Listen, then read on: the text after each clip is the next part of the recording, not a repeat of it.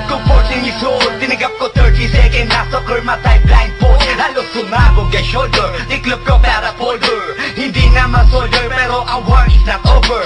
Aking burning forever, nasa magkabilang daliri. Mga tusok ng tarayo, marka ng mananatili. Alam ko mali pero buhay ko dito naging makulay. Bala ang alay para sa aming mga kaaway. Ang mawalig sa minamahal, ako'y nakahanda na. May tempo ang kalaban ng edad, ihihito na. Pero teka muna, ito ba'y katotohanan? Mabigat na katanungan, ano ba pinaglalaban? Na dahil basagang ang buhay mo'y sa sakripisyo. Kahit alam mo nga hastong ang kulungan ng nicho. Ang peligro at bata sa buhay namin ay likas. Bawat luwang papasak, bala ang katumba. Gusto mo ba na sumamba sa aming mundo na madama? Na may halong lungkot at saya at may kababala ang pagtubos sa sala ng iba. Ang kaligtasan sa isa't isa inasa. Yan ang buhay ng gangsta. Yan ang buhay ng gangsta. Buhay ng gangsta. Lagi na lang umiinit ang aking ulo, o para bang gustong pasukin ang lahat ng gulo.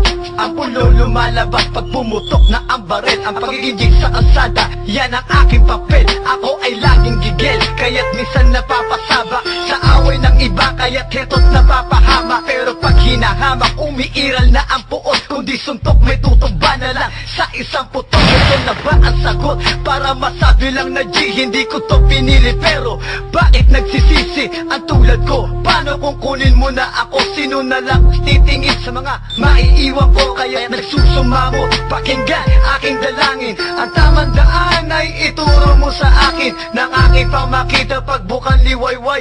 Darating din ang oras, kamay ko nang kumakaway. Gusto mo ba na sumamba sa aming mundo na madama?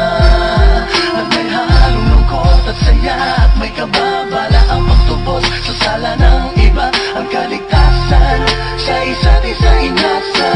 Yan ang buhay ng gangsta. Yan ang buhay ng gangsta. Buhay ng gangsta. Mula noong 1998, buhay ko dito na ginugol. 12 anyos ang naro sa mga lesbo magpahabol. Naging kakaiba ang pananaw sa kaidaran. Pinangarap na lahat ng gang ay mapangibabawan. Habang di na alintana ang mga tao'y lumipas. Tumandang walang tinapos, tila nagsayang ng oras. May mga tropang nangulungan at ibang di na lumutang. May mga nagbuwis ng buhay at naging pambayad utang. Ngunit tinuloy ko pa rin ang laban hanggang makilala ang pangalang OG Sacred, parang mayor ng Manila. Hinawakan ng korkwera, permanent at tubo. Tunay na ninong ng Velasquez at Rojas sa tundo. Na ipagsabayan sa mga hamon, humantong man sa patayan. At walang tigil na putukan ng gante pag nalagasan. Ngunit isang katanungan ang naglalaro sa isip ko. Ito ba ang buhay na dapat manahin ng panganay Gusto ko? mo ba na sumamba sa aming mundo na madama?